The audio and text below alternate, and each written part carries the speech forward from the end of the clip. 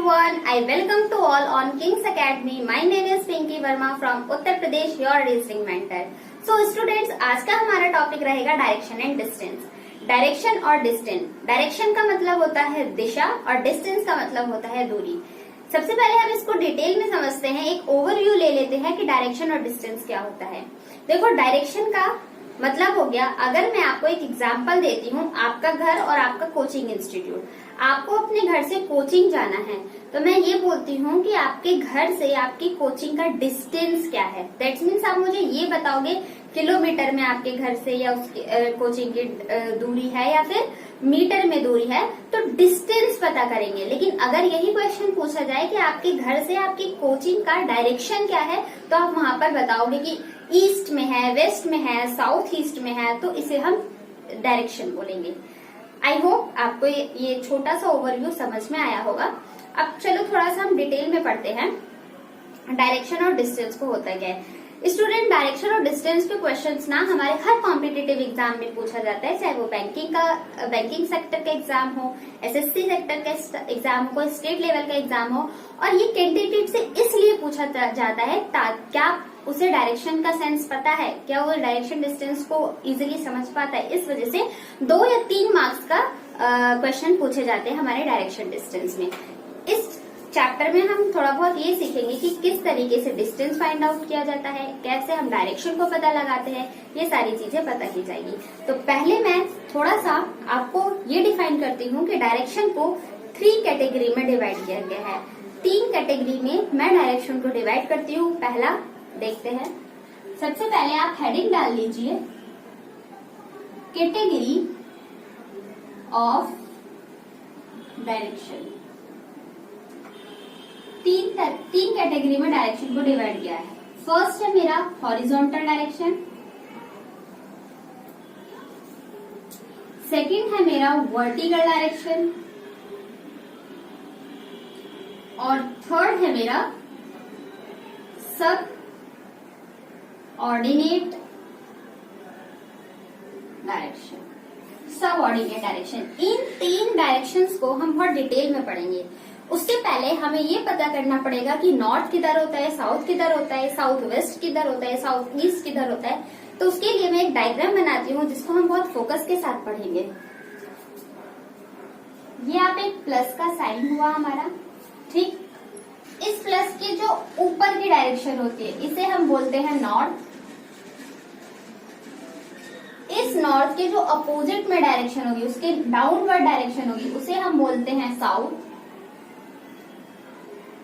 जो हमारे right hand side होगी. देखो, डायरेक्शन डिस्टेंस का क्वेश्चन सॉल्व करते टाइम ना हमें अपने आप को एज्यूम करना पड़ेगा और अपने आप को एज्यूम करके ये पता लगाना पड़ेगा कि लेफ्ट कौन सा होता है और राइट कौन सा होता है. उसका भी मैं आपको बाद में डिस्कस करूंगी. पहले हम इसको ध्यान से समझते हैं.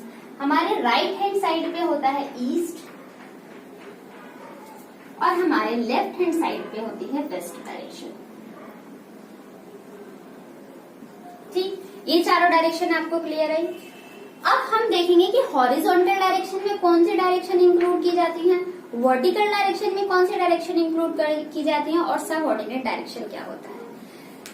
सबसे पहले हॉरिजॉन्टल. हॉरिजॉन्टल का मतलब होता है क्षितिज, लेटा हुआ. कौन सी, जो लेटे हुई कंडीशन में डायरेक्शन है. तो आप देखो, ये वाली लाइन हमारी हॉरिजॉन्टल है. तो हॉरिजॉन्टल में 2 डायरेक्शन आ रही है. कौन कौन से, ईस्ट और वेस्ट. तो हॉरिजॉन्टल के अंदर हमने 2 डायरेक्शन के बारे में डिस्कस किया. फर्स्ट है ईस्ट और सेकंड है वेस्ट. करेक्ट. अब आता है हमारा वर्टिकल डायरेक्शन. वर्टिकल डायरेक्शन में भी हमारे 2, वर्टिकल का मतलब होता है पैरेलल, इस तरीके से जो खड़ा हुआ होता है. फॉर एग्जाम्पल एक पिलर ले ले तो वर्टिकल डायरेक्शन में पिलर खड़ा होता है.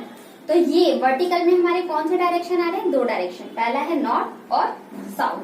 तो वर्टिकल के अंदर हम नॉर्थ और साउथ डायरेक्शन आ जाएगी. अब हमने वर्टिकल और हॉरिजॉन्टल तो बहुत आसानी से समझ लिया. इसमें हमने देख भी लिया कि कौन से हमारे नॉर्थ और वो हॉरिजॉन्टल और वर्टिकल डायरेक्शन है. लेकिन इस सब ऑर्डिनेट डायरेक्शन क्या है. सब ऑर्डिनेट डायरेक्शन में हम किस चीज को डिस्कस करते हैं. तो सब ऑर्डिनेट डायरेक्शन को डिस्कस करने के लिए हमारे सब ऑर्डिनेट 4 तरीके के डायरेक्शन होते हैं. यहाँ पर और यहाँ पर ये हमारे सब ऑर्डिनेट डायरेक्शन है। ठीक, अब सोचो कि सब ऑर्डिनेट में है कौन कौन से। अब आप देखो, ये डायरेक्शन नॉर्थ है, ये डायरेक्शन ईस्ट है। इन दोनों के बीच वाली जो डायरेक्शन होगी वो सब ऑर्डिनेट डायरेक्शन होगी। फॉर एग्जाम्पल, इन दोनों के बीच का डायरेक्शन हो तो वो क्या हो जाएगा, नॉर्थ ईस्ट। ये north east direction.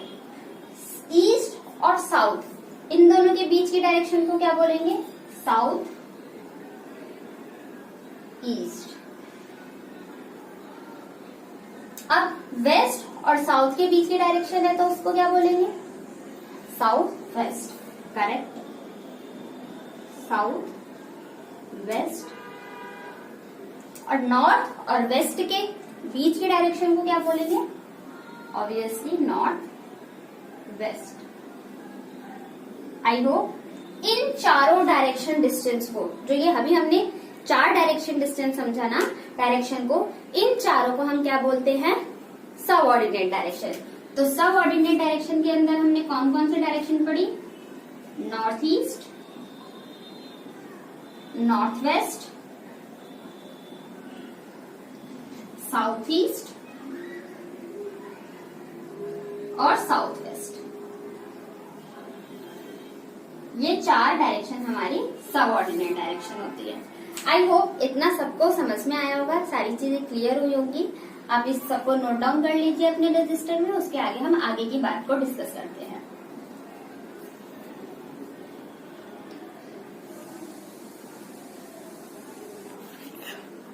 Now students, अब हम इसमें सीखेंगे लेफ्ट राइट। देखो, लेफ्ट राइट का कॉन्सेप्ट सीखना ना बहुत इंपॉर्टेंट होता है।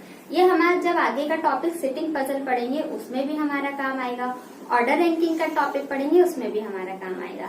तो सबसे पहले हम ये सीखेंगे कि हमारा वो लेफ्ट और राइट कौन कौन सी डायरेक्शन होती है। जब हम अलग अलग डायरेक्शन में रहेंगे तो हमारा लेफ्ट क्या होगा, हमारा राइट क्या होगा। तो देखो, एक कॉन्सेप्ट सीखो, जब भी डायरेक्शन पता करनी हो ना, अपने आप को एज्यूम कर लो। ठीक है, हमने अपने आप को एज्यूम किया। अगर हम ईस्ट की तरफ देख रहे हैं, देखो अगर हम ईस्ट की तरफ देख रहे हैं तो हमारा राइट ईस्ट का राइट होगा और हमारा ही लेफ्ट ईस्ट का लेफ्ट होगा। अब देखो, मैं ईस्ट डायरेक्शन में देख रही हूँ ना, मेरा राइट हैंड साइड ये है ना, तो इस ईस्ट का डायरेक्शन, ईस्ट का भी ये राइट हो जाएगा। और जो मेरी लेफ्ट राइट हैंड होगा वही इस ईस्ट का लेफ्ट हो जाएगा। आई होप ईस्ट का पॉइंट समझ में आया। उसी तरीके से अब हम आते हैं नॉर्थ पे। अगर हम नॉर्थ की तरफ देख रहे हैं, फॉर एग्जाम्पल ये नॉर्थ है, तो इसी नॉर्थ का हमारा राइट हैंड राइट साइड रहेगा और इसी नॉर्थ का हमारा लेफ्ट हैंड लेफ्ट साइड रहेगा। यहाँ तक क्लियर है। अब हम आ जाते हैं अपने वेस्ट डायरेक्शन में। अब ये देखो, वेस्ट में क्या होता है, वेस्ट में अगर मैं अपना राइट देखती हूँ तो मेरा ये राइट हो जाता है और इसी से मैं अपना लेफ्ट देखती हूँ, मेरा ये राइट, सॉरी माय मिस्टेक। देखो, मेरा राइट हैंड साइड इस वेस्ट के इधर आ रहा है तो ये मेरा राइट हो जाएगा और यहां से देखा जाए तो ये मेरी लेफ्ट डायरेक्शन हो जाएगी। अब बच जाता है साउथ में। अब साउथ में अपने आप को देखो, आप ऐसे साउथ की तरफ देख रहे हो। देखो, जब हम नॉर्थ देख रहे थे तो इस तरफ से करके देख रहे थे ना, अब हम साउथ देख रहे हैं तो डाउनवर्ड देखेंगे। साउथ में अब मेरा राइट हैंड किधर है, ये वाला है, तो ये मेरा राइट हो जाएगा। और यहाँ यहीं से देखो, मैं यहाँ पर हूँ तो मेरा लेफ्ट हैंड इस साइड वाला, तो ये वाला मेरा लेफ्ट हो जाएगा। आई होप आप सबको यह समझ में आया होगा। एक बार और कंक्लूड कर देती हूँ मैं। देखो, जब भी हमें अपना लेफ्ट राइट या किसी भी डायरेक्शन का लेफ्ट राइट पता करना होगा तो सबसे पहले आप अपने आप को एज्यूम करेंगे। ईस्ट में है तो जो हमारा लेफ्ट होगा वो ईस्ट का भी लेफ्ट होगा, जो हमारा राइट होगा वो ईस्ट का भी राइट होगा। नॉर्थ में है, जो हमारा राइट है वो नॉर्थ का भी राइट है, जो हमारा लेफ्ट है वो नॉर्थ का भी राइट है। अगर हम वेस्ट में है, जो हमारा राइट होगा वो वेस्ट का भी राइट होगा, और जो अगर हम वेस्ट में है तो जो हमारा लेफ्ट है वो वेस्ट का लेफ्ट होगा। सेम हियर, अगर हम साउथ डायरेक्शन में शो करते हैं तो जो हमारा राइट होगा वो साउथ डायरेक्शन का राइट होगा और जो हमारा लेफ्ट होगा वो साउथ डायरेक्शन का लेफ्ट होगा। आई होप आप सबको ये क्लियर हुआ होगा। अब इसी से रिलेटेड हम कुछ और पॉइंट्स को की फैक्टर, अभी हम बेसिक कॉन्सेप्ट पढ़ रहे हैं डायरेक्शन और डिस्टेंस के, कुछ की फैक्टर्स की बात करते हैं और फिर देखेंगे इस तरीके से इस टॉपिक पे किस किस तरीके से क्वेश्चन पूछा जाता है।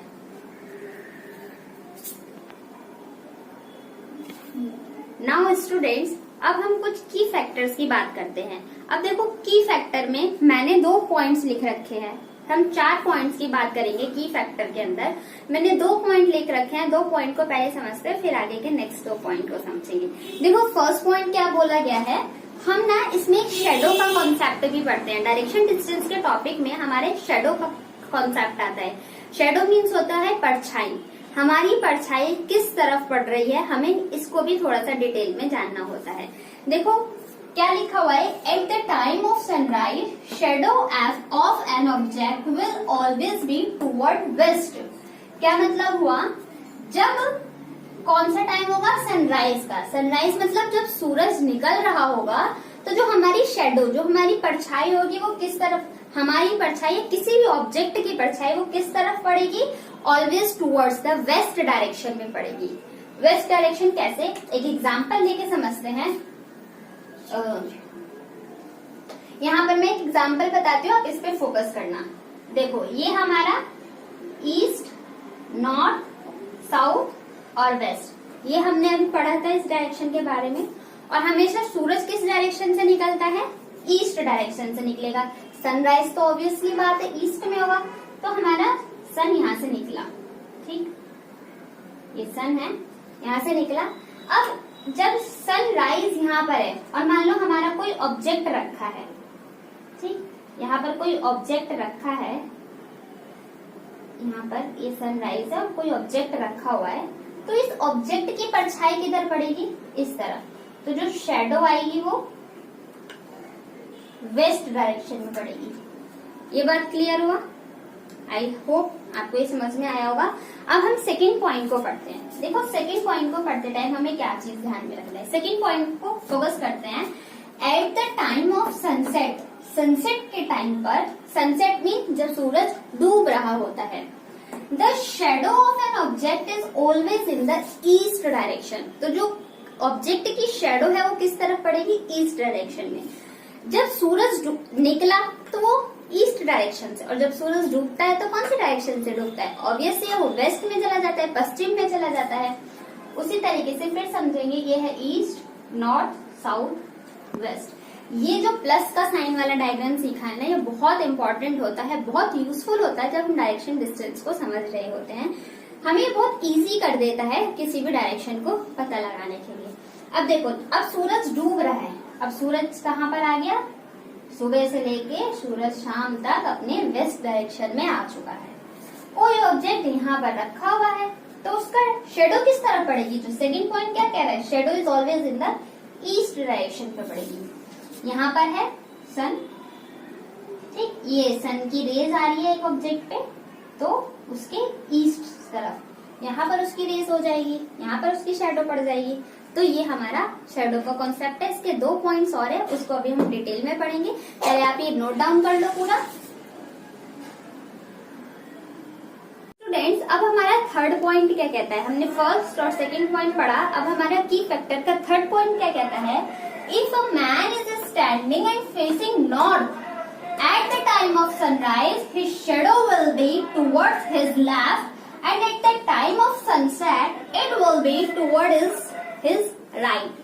क्या कह रहा है, ये लाइन क्या मतलब दे रही है, वो ये बोल रहा है, अगर एक आदमी खड़ा है और उस टाइम उसका फेस किस तरफ है, नॉर्थ की तरफ हम देख रहे हो, और टाइम कौन सा हो रखा हो, सनराइज, जब सूरज निकल रहा हो, एक इंसान खड़ा है और वो नॉर्थ की तरफ देख रहा है, the shadow will be toward his left. तो उसकी शेडो किस तरफ बनेगी, लेफ्ट हैंड साइड में पड़ेगी। सोचो, सनराइज है, आप नॉर्थ पे खड़े हो ऐसे, तो आपकी शेडो आपके लेफ्ट हैंड साइड पे पड़ेगी, ठीक। आगे का पॉइंट क्या बोला है, at the time of sunset, जब सनसेट वेस्ट में जब सूरज चला जाएगा, जब सूरज डूब रहा होगा, it will be toward his right. तो उस टाइम शेडो कहाँ बनेगी, उसके राइट में। वेस्ट में गए और हम वेस्ट की तरफ देख रहे हैं, तो जो शेडो बनेगी वो राइट हैंड साइड बनेगी, ठीक है, यहाँ तक समझ में आया। अब देखो एट 12 नून, बहुत इंपॉर्टेंट पॉइंट है, जब दोपहर के 12 बज रही हो, मतलब शार्प 12 ओ नून, 12 बजे दोपहर में the rays of the sun are vertically downwards है। जो जब 12 बजते हैं ना दिन में, तो जो सूरज की रोशनी होती है वो वर्टिकली डाउनवर्ड होती है, एकदम सीध में होती है। Then there will be no shadow, उस टाइम कोई शेडो नहीं बनेगी। क्लियर हुआ? 4 पॉइंट पढ़े, सबको समझ में आया? आप एक बार इसको देख लो।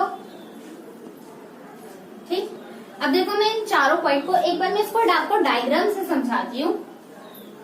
ये था नॉर्थ, ये था ईस्ट, ये था वेस्ट और ये था साउथ। मान लो सूरज उग रहा है, सनराइज का टाइम है और आप यहाँ पर नॉर्थ में खड़े हो। ठीक, यहाँ पर एक पर्सन खड़ा है, तो उसकी शेडो किधर बनेगी? उसके लेफ्ट हैंड साइड पे। क्लियर हुआ? उसकी शेडो कहाँ बनेगी? इस तरफ बनेगी। और ये कौन सा साइड होता है? लेफ्ट। उसी तरीके से अगर कोई पर्सन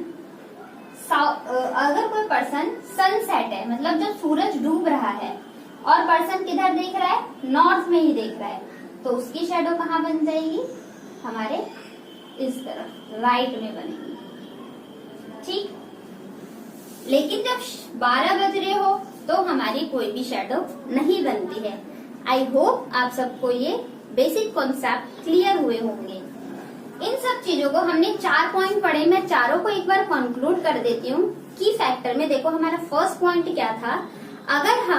अगर सूरज ईस्ट की तरफ है, जब सनराइज हो रहा है, सुबह का टाइम है, तो जो हमारी शेडो बनती है वो किस तरफ बनेगी? वेस्ट की तरफ। अगर सूरज वेस्ट की तरफ है तो हमारी शेडो किधर बनेगी? ईस्ट की तरफ। 2 पॉइंट। तीसरा पॉइंट ये था, अगर हम नॉर्थ में देख रहे हैं और सनराइज, सूरज के उगने का टाइम हुआ है, तो हमारी शेडो लेफ्ट हैंड साइड बनेगी। और जब सूरज डूब रहा होगा और सूरज डूब रहा है वेस्ट की तरफ, हमारा फेस अभी नॉर्थ है, तो हमारी शेडो किधर बन जाएगी? राइट हैंड साइड पे। और लास्ट पॉइंट क्या था हमारा? जब 12 को नून हो रहे होंगे तो कोई भी शेडो फॉर्म नहीं होती है। आई होप क्लियर हुआ होगा। Let's move ahead. स्टूडेंट्स, अब हमने अभी तक बेसिक कॉन्सेप्ट पढ़े हैं डायरेक्शन डिस्टेंस के। हर चीज का बेसिक जानना बहुत जरूरी होता है। अगर बेस ही सही नहीं होगा तो आगे के हम टॉप तक कैसे पहुंच पाएंगे? तो हमने अभी सारा बेसिक पॉइंट पढ़ा है। आई होप आप सबको सारी बेसिक पॉइंट्स क्लियर होंगे। अब देखते हैं हर कॉम्पिटिटिव एग्जाम में किस तरीके के क्वेश्चन बनते हैं, किस तरीके के क्वेश्चन पूछे जाते हैं और उन्हें सॉल्व करने का अप्रोच क्या होता है। अप्रोच बहुत मैटर करती है क्वेश्चन को सॉल्व करते टाइम। क्यों? क्योंकि हमें लिमिटेड टाइम में अपने क्वेश्चंस को सॉल्व करना पड़ता है, बहुत कम समय में अपने क्वेश्चन को सॉल्व करना पड़ता है। तो मैंने एक बेसिक क्वेश्चन रखा है आपके बोर्ड पे, आइए पढ़ते हैं और देखते हैं इस क्वेश्चन को सॉल्व करने की अप्रोच क्या होती है। First question, Shyam travel 7 kilometre north. Shyam 7 kilometre north चलता है। Then he turns to his right, मुड़ता है, and walk 3 kilometre. He again turns to his right and moves 7 kilometer forward. Now in which direction is he from his starting point? अपनी direction, वो किस direction में है, starting point से किस direction में है। क्वेश्चन को बहुत केयरफुली पढ़ेंगे ताकि क्वेश्चन सॉल्व करते टाइम, आंसर को मार्क करते टाइम हमारी कोई भी मिस्टेक ना हो। हमें 4 ऑप्शन दिए होते हैं। इन ऑप्शन से हमें इस पैराग्राफ से एक डायग्राम बनाएंगे, उससे हम अपने डायरेक्शन को इजिली पता लगाएंगे। देखो क्या बोला गया, स्टार्टिंग से अब एक एक पॉइंट को दोबारा से डिटेल में पढ़ते हैं और फिर हम एक डायग्राम ड्रॉ करते हैं। बोला क्या है, शाम ट्रेवल 7 किलोमीटर नॉर्थ। किधर जा रहे हैं? मान लो शाम यहाँ पर है, ठीक, ये शाम का स्टार्टिंग पॉइंट है। यहाँ से वो 7 किलोमीटर नॉर्थ गया है। कितना? 7 किलोमीटर शाम नॉर्थ गया है। फिर पूछा है then he turn to his right. ध्यान से समझो, अगर कोई पर्सन नॉर्थ जा रहा है तो उसका राइट हैंड क्या होगा? जो हमारा राइट हैंड होगा। देखो नॉर्थ गए, हमारा राइट है, तो किस तरफ मुड़ेगा? उसने बोला है ना he turn to his right, तो अपने राइट डायरेक्शन में मुड़ गया। ठीक, कितना मुड़ा राइट डायरेक्शन में? And walk 3 kilometre. कितना चला है वो यहाँ से? 3 किलोमीटर चला। अब आगे बढ़ते हैं, क्या बोला गया है क्वेश्चन में। He again turns to his right, अब वो दोबारा राइट मुड़ा है, एंड मूव 7 किलोमीटर फॉरवर्ड, और कितना चला 7 किलोमीटर। देखो अब जो शाम की डायरेक्शन है वो किस तरफ है, ईस्ट डायरेक्शन है ना। जब शाम ईस्ट डायरेक्शन में देख रहा है तो उसका राइट हैंड नीचे की तरफ हो जाएगा। तो यहाँ से शाम 7 किलोमीटर चल रहा है, और कितना चल रहा है, वो अपने राइट हैंड डायरेक्शन चल रहा है, और कितना चल रहा है 7 किलोमीटर। यहाँ तक क्लियर है। आगे देखो क्या बोला गया है, 7 kilometre. Now in which direction is he from his starting point, क्या बोला गया है, अब शाम की डायरेक्शन क्या है। देखो अभी तो शाम की डायरेक्शन क्या है, साउथ में देख रहा है, क्योंकि वो अपने इधर गया है, तो अभी देख किधर रहा है, साउथ में देख रहा है। लेकिन आगे क्वेश्चन में क्या बोला था, in which direction he from his starting point, अपने स्टार्टिंग पॉइंट से कौन सी डायरेक्शन में है। तो ये कौन सा पॉइंट था, यहाँ से उसने चलना स्टार्ट किया था ना, शाम ने यहाँ से चलना स्टार्ट किया था।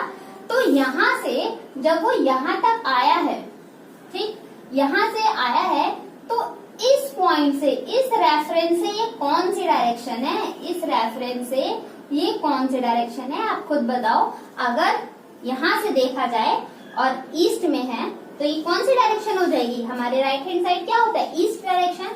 तो करेक्ट आंसर इसका क्या होगा, बी। तो शाम कौन सी डायरेक्शन में देख रहा है, ईस्ट डायरेक्शन में देख रहा है शाम।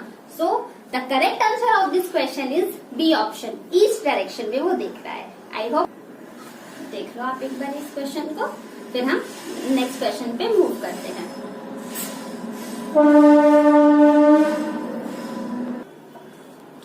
आइए चलते हैं हम अब अपने सेकंड क्वेश्चन पे। ये थोड़ा क्वेश्चन पिछले वाले से अप लेवल का है। इसमें हमें क्वेश्चन में डिस्टेंस भी पूछा है। पहले एक बार क्वेश्चन को रीड आउट कर लेते हैं, उसके बाद देखेंगे।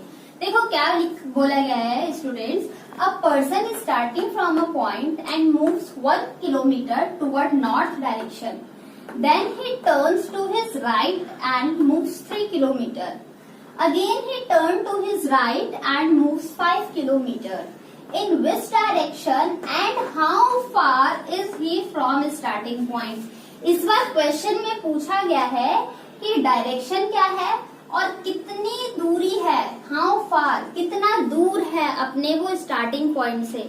तो इस बार ये क्वेश्चन डायरेक्शन में भी है और ये क्वेश्चन में डिस्टेंस भी पूछा गया है। तो हमें दोनों बातों को ध्यान से समझना होगा। मैं आपको एक पॉइंट बता देती हूँ, थोड़ा पहले इसको समझ लो। आई होप आप सबको पता होगा कि पाइथागोरस क्या होता है। पाइथागोरस थ्योरम के बारे में आपने मैथ्स में पढ़ा होगा। देखो रीजनिंग ना एक ऐसा सब्जेक्ट होता है, मतलब कोई पर्टिकुलर ऐसा सब्जेक्ट नहीं है, इसमें इंग्लिश भी हमारी रहती है, हिंदी भी आ जाता है, हिंदी सब्जेक्ट भी मिक्सअप होता है, मैथ्स भी होता है, ज्योग्राफी वगैरह, डायरेक्शन, डिस्टेंस, मतलब जो रीजनिंग सब्जेक्ट है ना हमारा, वो सब सब्जेक्ट्स का एक मिक्सअप होता है। तो हम एक मैथ्स का छोटा सा कॉन्सेप्ट समझेंगे जिसको बोला जाता है पाइथागोरस थ्योरम। पहले हम पाइथागोरस थ्योरम को समझ लेते हैं, उसके बाद इस क्वेश्चन को सॉल्व करने के अप्रोच को देखेंगे। देखो स्टूडेंट, पाइथागोरस थ्योरम क्या होता है।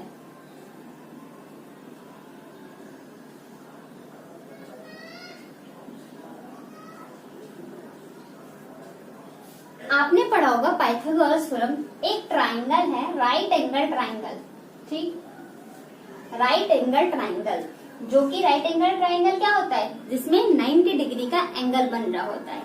तो पाइथागोरस थ्योरम हमें क्या बताता है, बेस का square, this is perpendicular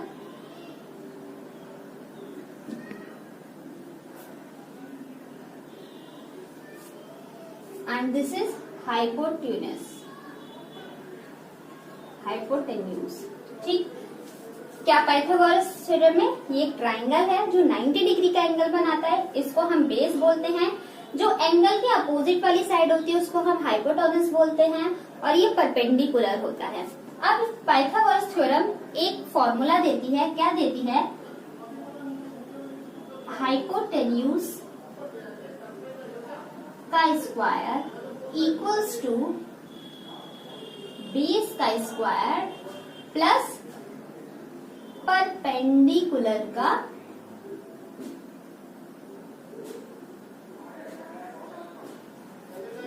for example ये वाला पॉइंट है ए, ये वाला पॉइंट है बी और ये वाला पॉइंट है सी।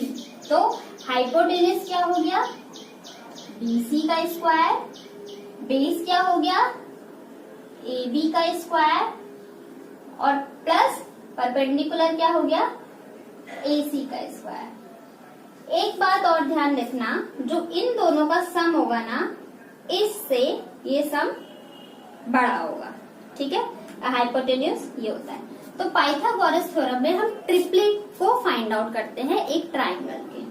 Hypotenuse square equals to base square plus perpendicular square, BC square equals to AB square. अब ये रट के मत बैठ जाना कि हर जगह BC और AB और AC आएगा, ये मैंने इस डायग्राम के थ्रू सिर्फ एग्जांपल दिया है। आपको ये ध्यान रखना है, hypotenuse square equals to base का स्क्वायर प्लस परपेंडिकुलर का स्क्वायर। किसी किसी क्वेश्चन में हमें बेस दिया होगा, हाइपोटेन्यूज पूछा होगा, किसी क्वेश्चन में परपेंडिकुलर दिया होगा, बेस दिया होगा, हाइपोटेन्यूज पूछा होगा, किसी में हाइपोटेन्यूज दिया होगा, बेस दिया होगा, परपेंडिकुलर पूछा गया होगा। तो बेसिकली ये बात हुई कि हमारे पास 3 टर्म है, 3 में से 2 टर्म के बारे में हमारे पास इंफॉर्मेशन होगी, 3rd टर्म हमें खुद फाइंड आउट करना होगा। This equation is known as Pythagoras theorem. I hope ये समझ में आया होगा। अब इसी कॉन्सेप्ट को आगे हमें बहुत सारे क्वेश्चन में पूछा जाएगा और हमें ये चीज अप्लाई करनी होगी। देखो अभी हमने क्वेश्चन पढ़ा ना, अब इस क्वेश्चन को हम सॉल्व करने की अप्रोच को देखते हैं कि इस क्वेश्चन को सॉल्व कैसे किया जाता है।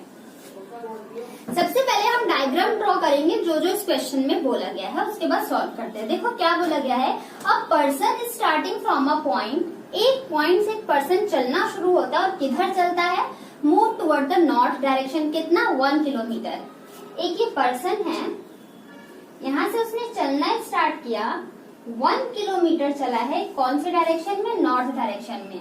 अब यहाँ से he turns to his right and moves 3 kilometre. यहाँ से वो राइट की तरफ मुड़ता है और 3 किलोमीटर चलता है, ठीक। अब फिर क्या बोला गया, अगेन वापस से he turn to his right, अपने फिर से राइट में मुड़ता है एंड मूव्स 5 किलोमीटर। यहाँ से उसका राइट क्या होगा, 5 किलोमीटर। तो 5 कैसे बनाओगे, देखो यहाँ से ये 1 किलोमीटर है ना, तो यहाँ से ये भी 1 किलोमीटर हो जाएगा। लेकिन अभी वो चला कितने किलोमीटर है, 5 किलोमीटर चला है, तो इसके आगे और डिस्टेंस ले लो, मान लो ये 5 किलोमीटर हो जाएगा, ठीक। यहाँ तक चला है वो बंदा। अब पूछा है, मतलब यहाँ तक चल के वो रुक गया, 5 किलोमीटर यहाँ तक चलने के बाद वो ये 4 किलोमीटर हो जाएगा। क्यों, क्योंकि उसने ओवरऑल 5 किलोमीटर डिस्टेंस किया है, तो 1 किलोमीटर ये हो गया और जो बाकी बच गया वो, तो यहाँ से यहाँ तक की डिस्टेंस कितनी हो जाएगी, 5 किलोमीटर चला है। क्वेश्चन में क्या पूछा गया है, in which direction and how far is he from starting point. Starting point से ये कौन से डायरेक्शन में है, देखो ये रहा स्टार्टिंग पॉइंट।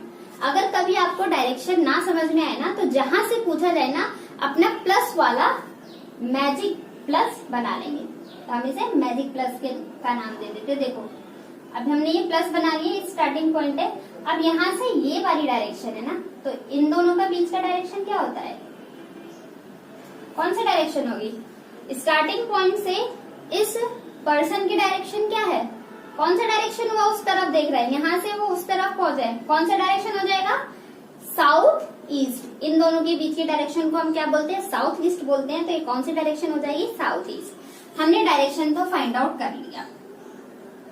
अब पता करना है, उसने क्या बोला था, कितनी दूरी है। देखो यहाँ से यहाँ तक की कितनी दूरी है, तो आपको यहाँ पर लग रहा है कि हाँ, अगर मैं यहाँ पर भी ये लाइन ड्रॉ कर दूं, तो आपको एक ये ट्राइंगल बनता हुआ दिख रहा है, यहाँ पर ये 90 डिग्री बनता हुआ दिख रहा है। क्या हम इस ट्राइंगल में पाइथागोरस थ्योरम लगा सकते हैं। देखो ये और ये, हमें ये वाला डिस्टेंस पता लगाना है कि ये कितना डिस्टेंस कवर कर रहा है। पाइथागोरस दिख रहा है ना, ये बेस हो जाएगा, ये परपेंडिकुलर हो जाएगा, और हमें हाइपोटेनस निकालना है। हाइपोटेनस का स्क्वायर करोगे, बेस का स्क्वायर करोगे, प्लस परपेंडिकुलर का स्क्वायर करोगे।